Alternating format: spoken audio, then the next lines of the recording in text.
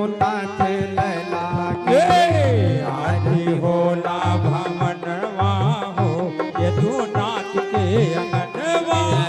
नाथ लला की यदुनाथ लला की नाथ लला की यदुनाथ लला अरे आरती होला भवनवा हो यदुनाथ लला की आरती होला भवनवा हो यदुनाथ लला की।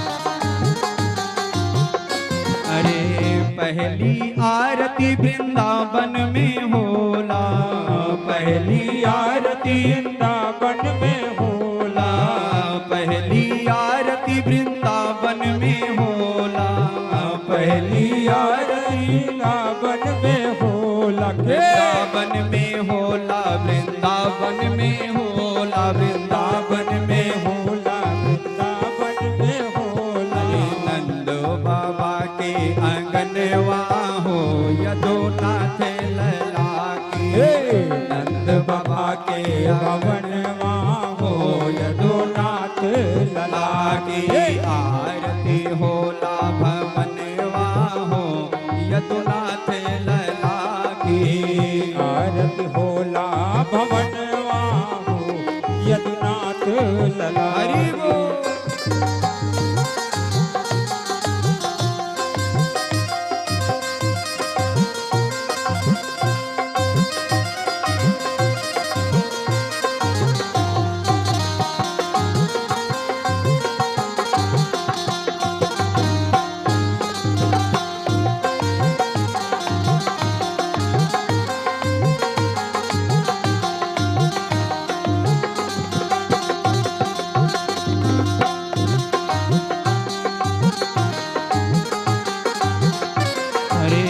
दूसरी आरती गोकुल में होला दूसरी आरती गोकुल में होला गोकुल में होला गोकुल में होला गोकुल में होला गोकुल में होला।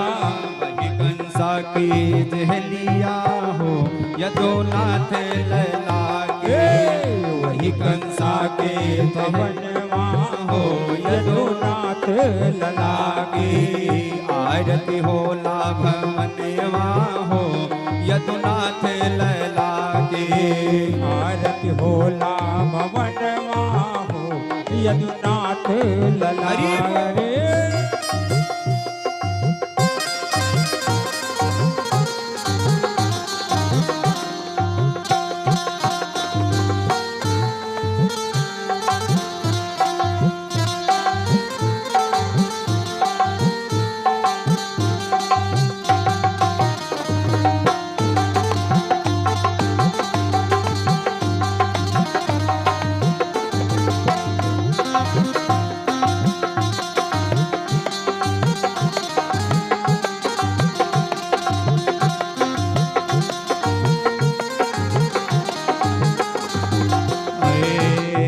चौथी आरती अयोध्या में होला चौथी आरती अयोध्या में होला तीसरी आरती अयोध्या में होला तीसरी आरती अयोध्या में होला अयोध्या में होला अयोध्या में होला अयोध्या में होला अयोध्या में होला। अरे राजा दशरथ भवनवा हो यदुनाथ लला के राजा दशरथ के अंगनवा हो यदुनाथ लला की आरती होला भवनवा हो यदुनाथ लला की आरती होला भवनवा हो यदुनाथ अरे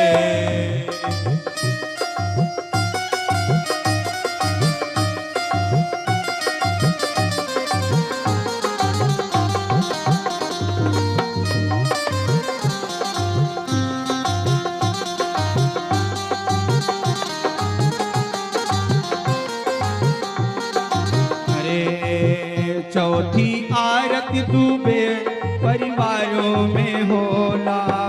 चौथी आरती परिवार में होला।